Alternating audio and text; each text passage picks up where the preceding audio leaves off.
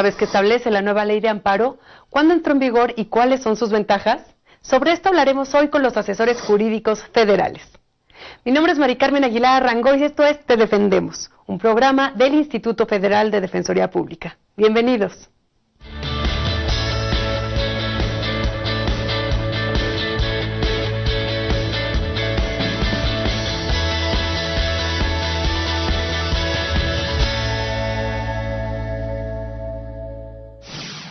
Está con nosotros en el estudio el licenciado Mario Adrián Montellano Calleros. Él es director de prestación del Servicio de Asesoría Jurídica aquí en el Distrito Federal. Como siempre, licenciado, es un gusto y un honor que nos acompañe. Muchas gracias. Gracias por la invitación, como siempre, Mari Carmen. Gracias. También quiero darle la bienvenida al licenciado Omar Julián Román Peña, asesor jurídico federal. Muchas gracias por acompañarnos, licenciado. Muchas gracias por la invitación. Gracias. Y también le doy la bienvenida al licenciado José Luis Hernández Martínez, asesor jurídico federal. Gracias, licenciado, por estar aquí con nosotros. Gracias por la oportunidad, Mari Carmen. Pues empecemos, licenciado Montellano. La ley de amparo, ¿cuáles son sus orígenes? Claro que sí, Mari Carmen. Muchas gracias, como siempre, por la oportunidad de manejar este tipo de temas que son novedosos y que, bueno, a nuestros televidentes pues les preocupa o nos llama mucho la atención como gobernados. Bueno, tenemos que saber propiamente esto. Hablando de la ley de amparo, los orígenes, Mari Carmen. En programas ya anteriores habíamos comentado que en sí la figura del amparo se ha hecho incluso desde época muy remota, propiamente como lo comenté yo en alguna ocasión, desde la época colonial, cuando el virrey autorizaba propiamente o era el encargado de determinar que si alguna persona se quejaba por verse afectado en sus posesiones o en sus derechos, acudía directamente con el virrey a pedirle que lo protegiera sobre esos actos que ejercían en su contra ciertas personas, ¿verdad? Y bueno, pues el virrey determinaba si efectivamente se habían vulnerado sus derechos, pues determinaba si procedía o no protegerlo. Ya conforme fueron avanzando el tiempo, Mari Carmen, y así, como en muchos otros temas, México siempre ha sido un poquito influenciado por varios sistemas, específicamente el americano. Como en muchos otros temas, insisto, bueno, Estados Unidos ha sido influencia en nosotros. Y aquí en cuestiones de amparo, pues no ha sido la excepción. Tan es así que en 1840 propiamente, gracias al personaje que en la historia de nosotros los juristas en general contemplamos, que es don Manuel Crescencio Rejón, él retoma este sistema americano e incluso él proyecta el primer prototipo de lo que es un juicio de amparo. Tan es así que en su proyecto, por primera vez utiliza él el término amparar. Amparar. Al cabo de los años, y propiamente 7 años después, en 1847, ya conocidos también por todos nosotros, don Mariano Otero retoma esas ideas que dejó don Manuel Crescencio Rejón, y bueno, pues él adopta la primera figura propiamente del juicio de amparo como tal. No es sino hasta que en nuestro país se crea nuestra Constitución, donde se plasman en forma original las garantías individuales, que conforme ha pasado el tiempo, bueno, pues sabemos que han sufrido varias evoluciones y ya ahora ya no se llaman garantías individuales, sino ahora ya son propiamente derechos humanos. Es así como se crea la necesidad, o derivado de la necesidad de que se tiene en el país, se piensa en un ordenamiento que regule ese procedimiento cuando se vean vulnerados la violación a estos derechos humanos o a estas garantías, conocido propiamente por la ley de amparo propiamente, ¿no? Y de ahí, bueno, pues en ese ordenamiento se han establecido una serie de procedimientos, serie de pasos a seguir. ¿En contra de qué? En contra de actos que conforme ha evolucionado los tiempos, bueno, pues ahora contemplamos afectaciones de actos emitidos por autoridades, ¿verdad? Lo que para la ley contempla un acto de autoridad es susceptible de recurrirlo o de atacarlo a través del juicio de amparo. Y bueno, yo decía al principio de mi plática, pues que es un tema muy reciente, muy novedoso, porque recordemos que apenas en el mes de abril de esta anualidad, pues acaba de publicarse una ley de amparo nueva, novedosa, ¿verdad? Que bueno, los abogados, y aquí conforme vayamos platicando, pues veremos la forma en cómo se ha aplicado y sobre todo la tarea importante que tienen ahora nuestros legisladores. ¿Por qué? Porque ahora se habla de la vulneración. Todo va con base en la violación a los derechos humanos, no nada más contemplados en nuestras legislaciones o en nuestra Constitución, sino además también los contemplados en tratados internacionales en los que México sea parte. En consecuencia, bueno, pues la figura de la nueva ley de amparo contempla diversos supuestos que, si tú nos lo permites, los abogados nos estarán platicando conforme vayamos. Por supuesto, este es su espacio. Muchas gracias, licenciado. Y para conocer más sobre esto, licenciado Román, quisiera preguntarle, ¿cuándo es que se publica y entra en vigor esta ley de amparo como tal? Bueno, ya lo había comentado aquí el licenciado Mario, que la ley en sí, la ley de amparo, se publicó en el Diario Oficial de la Federación el 2 de abril del 2013. ¿Cuándo entró en vigor? Bueno, al día siguiente de su publicación, así lo señala el transitorio, es decir, el día 3 de abril. Es cuando entra en vigor esta ley. Ahorita ya se está aplicando. Ya está echada a andar. Licenciado Hernández, esta nueva ley de amparo, ¿por qué es importante que contemos con ella? Pues es muy importante porque no olvidemos que esto viene a raíz de las modificaciones que sufrió nuestra propia Constitución. Hubo varias reformas a la misma en 6 de junio de 2011 y el 11 de junio del mismo año, en donde se publicaron y se reformaron o adicionaron los artículos 94, 103, 104 y 107 de la Constitución. Los primeros que hablan más que nada sobre la estructura del Poder Judicial de la Federación.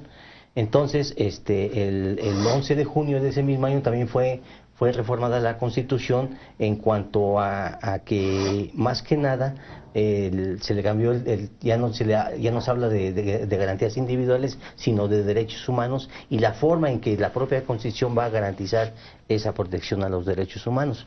Esa es la gran trascendencia de la expedición de esta nueva ley de amparo, para estar acorde con las propias modificaciones que hubo de la reforma a la Constitución. Gracias, licenciado. Esta nueva ley de amparo, como ya nos han mencionado los licenciados, abarca como mucho más allá de nuestras fronteras, tiene otras dimensiones diferentes que la que teníamos antes. Licenciado Román, ¿qué se prevé en esta nueva ley de amparo? ¿Qué diferencias son las más sustanciales? Claro que sí, Mari Carmen. Mira, aquí se introducen nuevas figuras que han venido de jurisprudencia que ha emitido los tribunales federales. Bueno, vamos a resumirlo en 10, 11 puntos. El primer punto que podemos señalar sobre esta cuestión es la creación de plenos de circuito. Eso lo prevé ya la nueva ley. Otra situación es la facultad que tiene el Congreso o el Ejecutivo Federal para pedirle a la Suprema Corte de Justicia que resuelva un asunto de manera urgente, dándole prioridad a este tipo de asuntos. Lo va a determinar el Congreso o el mismo Ejecutivo. Otra situación es que se amplía el marco de protección. Ya no es únicamente las garantías individuales que estaban previstas en la parte dogmática de la Constitución, sino ahora prevé los derechos humanos, tanto los que están en la Constitución como en todos los tratados internacionales en materia de derechos humanos. Es decir, cualquier tratado internacional referente a derechos humanos se podrá exigir su cumplimiento a través del amparo. Otra situación es de que, bueno, ya también se amplía, procede el amparo en contra de actos o omisiones que violen derechos humanos que estén previstos tanto en la Constitución como en los tratados internacionales. También prevé ahora el interés legítimo. Otra situación es la Declaración General de Inconstitucionalidad, el amparo directo adhesivo, el cumplimiento y ejecución de las sentencias se trata de hacer más rápido, más efectivo. También se amplía el término de autoridad para efectos del juicio de amparo, que inclusive ya los particulares pueden tener esa calidad con determinadas características que más adelante la vamos a señalar. También ya se habla de un juicio en línea, es decir, ahorita como está muy desarrollada ya la tecnología, ya se pueden presentar los juicios a través del Internet. Y bueno, algunas modificaciones sobre la jurisprudencia. Tengo que hacer una breve pausa, pero regresamos para seguir hablando sobre este nuevo juicio de amparo. No te vayas.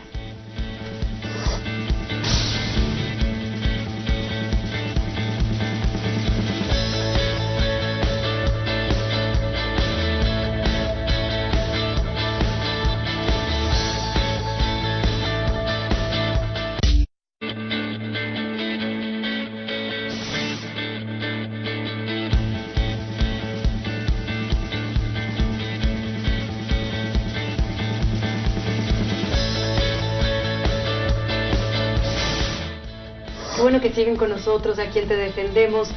Licenciado Hernández, cuando mencionamos sobre la ley de amparo, que ahora tiene como en esta nueva modalidad los plenos de circuito, ¿a qué se refiere esto? Claro que sí, Mari Carmen. Mira, con la creación de la nueva ley de amparo, crea las figuras de los plenos de circuito, que antes no existían en la legislación anterior. De hecho, el artículo 11º transitorio de la propia ley establece que estos plenos de circuito entrarán en vigor según las disposiciones que establezca y los acuerdos generales que establezca el Consejo de la Judicatura Federal. Pero principalmente estos plenos de circuitos se reunirán a efecto de discutir sobre las contradicciones de tesis que estén sustentadas por diversos tribunales colegiados de un mismo circuito. Esa también va a ser una nueva forma de crear la jurisprudencia que se establezca para resolver los casos concretos en los juicios de amparo que se vayan a promover y que se estén promoviendo de conformidad con esta nueva ley de amparo. Licenciado Montellano, ¿quería agregar algo más? La figura que contempla el licenciado José Luis es muy interesante. En términos un poquito más coloquiales, podríamos decir que un circuito va a ser una zona en donde se encuentran diversos tribunales. ¿Qué es lo que pasa? Si un tribunal dentro de esa circunscripción territorial determina en una sentencia cierto criterio, pero otro tribunal dentro de esa misma circunscripción, determina un criterio diferente basado en el mismo problema, existirá que tenemos dos criterios encontrados, ¿verdad? Para eso es por lo que dice el licenciado José Luis, la creación de estos plenos, a efecto de que se determine, cuando existe este tipo de criterios, este choque de criterios, claro, se determina a través de un pleno de circuito, determinar dentro de esa jurisdicción o dentro de esa zona, cuál va a ser el criterio que va a generar. Era nada más puntualizar. Perfecto, sí, muchísimas gracias, licenciado. También quisiera saber, cuando hablamos del interés jurídico, ¿a qué nos estamos refiriendo? Y específicamente ahorita hablando de la ley de amparo, licenciado Román. Bueno, el interés jurídico ya estaba establecido en la ley de amparo anterior. Ahorita con las reformas que hubo, tanto constitucionales como en materia de amparo, y en la nueva ley se introduce una nueva figura que se llama interés legítimo. Este interés legítimo precisamente se expande, con este interés legítimo se expande la protección a los derechos humanos. Es decir, que con el interés jurídico uno debía de acreditar ser titular del derecho que reclamaba. Por ejemplo, ser titular del derecho de propiedad, ser titular del derecho de libertad, todo su ámbito de libertades, ¿no? Libertad de expresión, libertad de tránsito, libertad, todo lo se refiere a la libertad.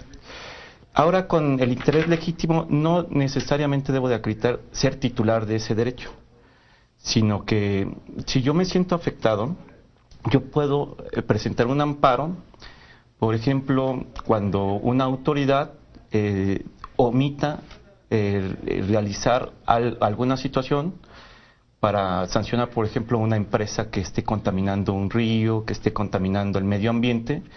Si bien es cierto que ese derecho al medio ambiente no es de una sola persona, sino es de una colectividad, bueno, ese interés legítimo me da el camino para llegar a reclamar ese derecho. El derecho a la salud, el derecho como consumidor, todos esos derechos que no son de una persona individual, sino pueden ser de una colectividad, los puedo reclamar yo a través del juicio de amparo, a través de la figura que se llama interés legítimo. Ya como una persona individual ante este tipo de situaciones, ya no, claro, se necesita como hacer como de todo expansivo a toda la comunidad el reclamo, digamos. Bueno, si por ejemplo una comunidad se siente afectada por que una empresa está contaminando, bueno, yo puedo acudir a la autoridad y decir, oye, ¿sabes qué? No estás haciendo nada por proteger el medio ambiente. Yo me voy al amparo y entonces la autoridad, en este caso el juzgado de distrito, pues puede obligar a través del amparo a que se respete ese medio ambiente. No importa que las personas de la colectividad no acudan al amparo, pero al fin de cuentas si me otorgan esa protección, necesariamente se van a beneficiar todo el grupo, toda la comunidad, ¿sí? Gracias, licenciado. Por otra parte, mencionaban hace un momento sobre la Declaración General de Constitucionalidad. ¿Nos puede explicar un poquito más qué significa esto? Con mucho gusto, María Carmen. La Declaración General de Inconstitucionalidad que establece esta nueva ley de amparo solo la puede ejercer la Suprema Corte de Justicia de la Nación a través de cuando resuelva los amparos indirectos en revisión. Para hacer esa declaratoria se necesitan, digamos, la Corte necesita verificar para emitir esa declaratoria de inconstitucionalidad al resolver, digamos, la inconstitucionalidad de una norma general por segunda ocasión consecutiva o en distintas sesiones. Y el segundo supuesto que establece para emitir esta declarativa de inconstitucionalidad, que se establezcan en esa resolución la jurisprudencia por reiteración. Es decir, en el sentido de que la Corte, verificando y emitiendo esa declaratoria de general de inconstitucionalidad, le puede decir al órgano que creó esa norma o ese acto que fue impugnado a través del juicio de amparo, que es inconstitucional y que tiene determinado tiempo para eliminarla de la ley o del acto concreto de aplicación que afectó en este caso garantías o derechos humanos del quejoso, a efecto de que la autoridad desaparezca del mundo jurídico esa situación jurídica concreta que creó ese agravio particular y directo al gobernado. Entonces, en este caso, la autoridad tendrá la obligación de tener la obligatoriedad, la obligación de quitar esa disposición del sistema jurídico. En este caso, es aplicable a todas las materias, salvo en materia tributaria. Claro. Nada más. Esta sería la excepción. Así es. Licenciado, por favor, quería agregar algo. Sí, una vez que se resuelva por segunda ocasión la inconstitucionalidad de una ley, se le va a dar aviso a la legislatura que haya creado la norma para que en el término de 90 días modifique. La Constitución es muy clara al decir 90 días, sin embargo aquí hay un pequeño problema con la ley de amparo, porque dice que cuando estén en receso las legislaturas, que no van a empezar a correr ese término. Entonces, bueno, pues como que aquí hay algo que no fue acorde a lo que señala la Constitución. La Constitución dice 90 días a partir de que se dé la segunda. Y sin embargo la ley de amparo señala otro término totalmente distinto, o sea, como que consiente más a las legislaturas. ¿Qué va a pasar cuando no subsanen esa falla? Bueno, pues entonces se va a hacer la declaratoria general de inconstitucionalidad, se va a expulsar del sistema jurídico y en el diario oficial de la Federación se va a publicar los efectos. Esto sería como la consecuencia de esto. ¿En qué casos específicamente procedería un juicio de amparo en contra de actos de particulares? Sí, bueno, aquí el artículo 5º de la nueva ley en su fracción segunda establece cuáles son las partes en el juicio y bueno, se prevé sobre la autoridad responsable.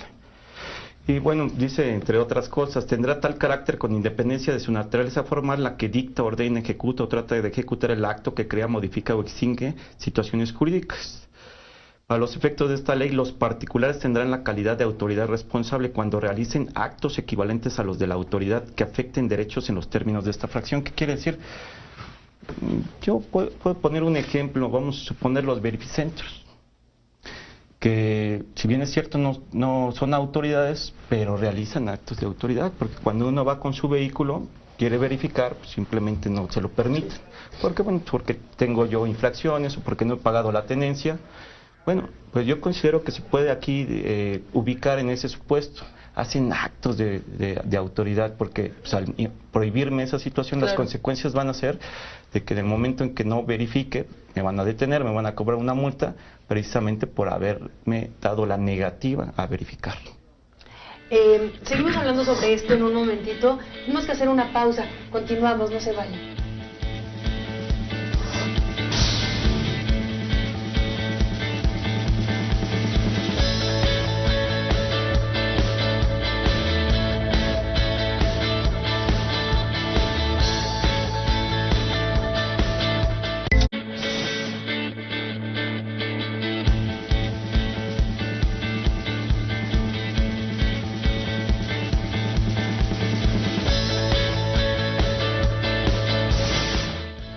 Estamos ya de vuelta en Te Defendemos. Gracias por seguir con nosotros.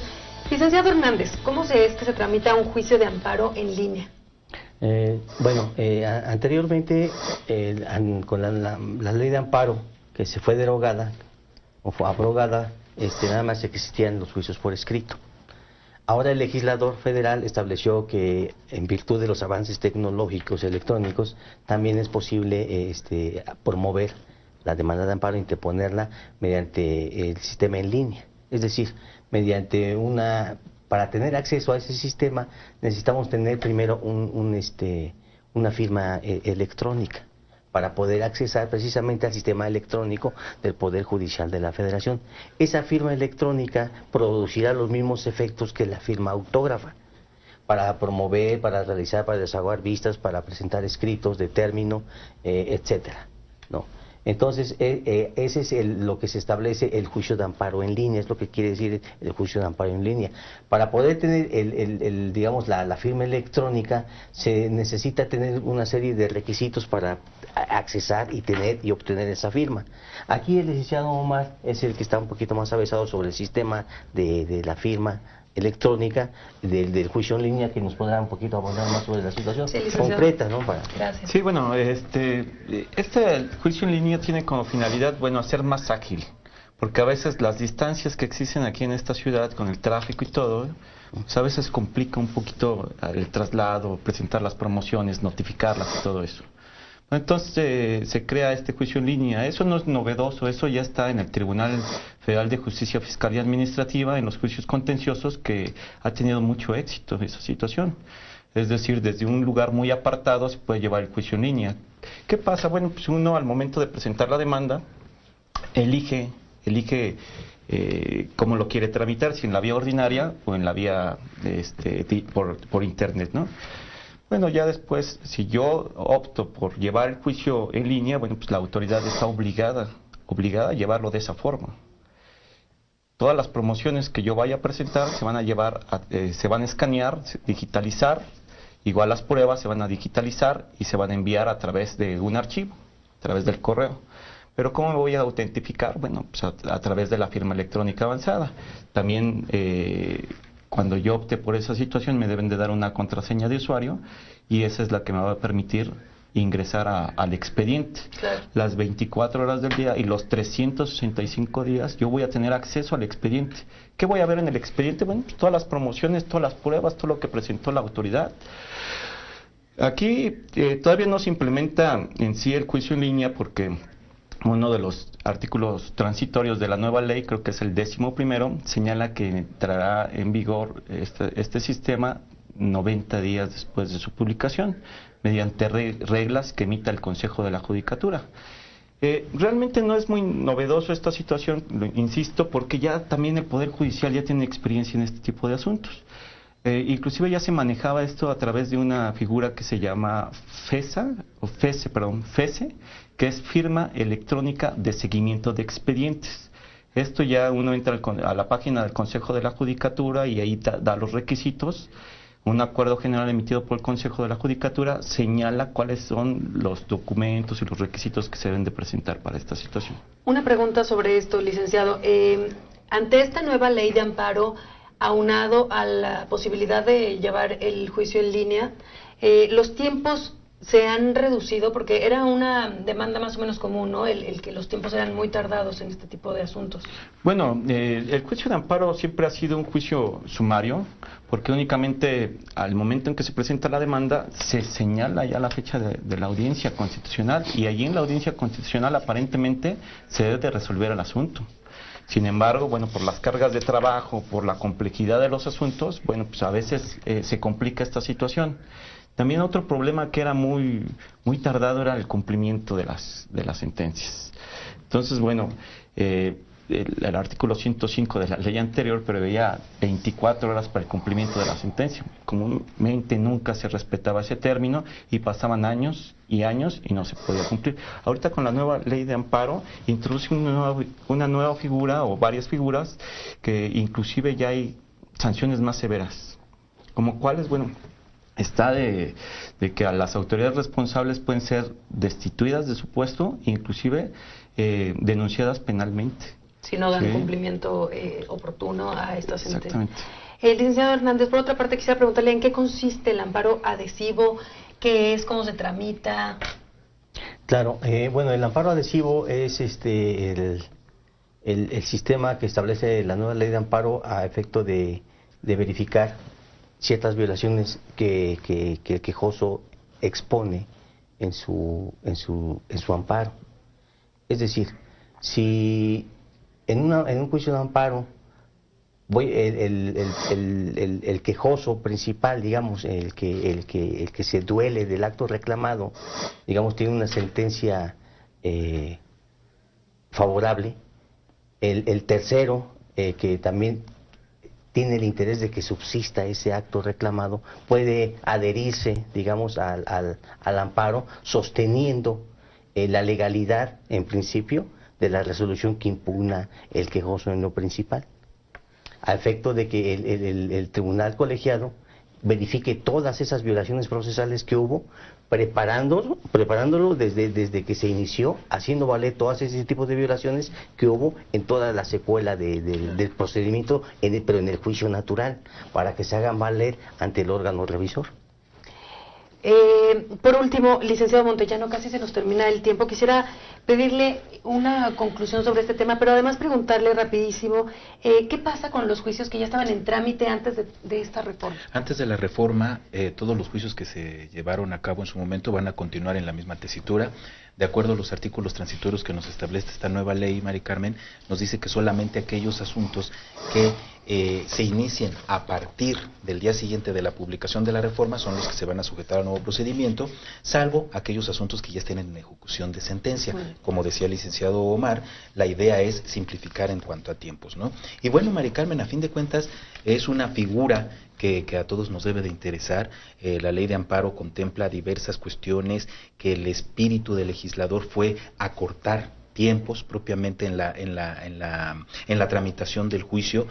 Claro, se hacen uso ahora de los avances tecnológicos que en nuestro mundo hemos estado disfrutando, y bueno, uno de esos temas importantes que vemos pues es el juicio en línea propiamente. Nada más reiterar lo que dice el licenciado Omar Julián, que tiene mucha razón. Hay un artículo transitorio que dice que todos los lineamientos que van a girar en torno al juicio en línea empezarán a partir de 90 días de la publicación. Entonces, pues bueno, estamos en las manos de los juzgadores, es una figura nueva, es un ordenamiento novedoso, y pues que bueno, esperemos que la impartición de justicia que nos impartan nuestros propios juzgadores pues sea acorde primero en nuestra legislación, pero sobre todo tratando de estudiar la violación de nuestros derechos humanos como tal. Así es, licenciado, muchísimas gracias. Yo solamente tengo tiempo para agradecer que nos haya acompañado en el estudio el licenciado Mario Adrián Montellano Calleros. Él es director de prestación del Servicio de Asesoría Jurídica aquí en el Distrito Federal. Como siempre ha sido un honor. Muchísimas gracias, licenciado. El gusto para mí es como siempre a la orden. Hasta la próxima. Gracias.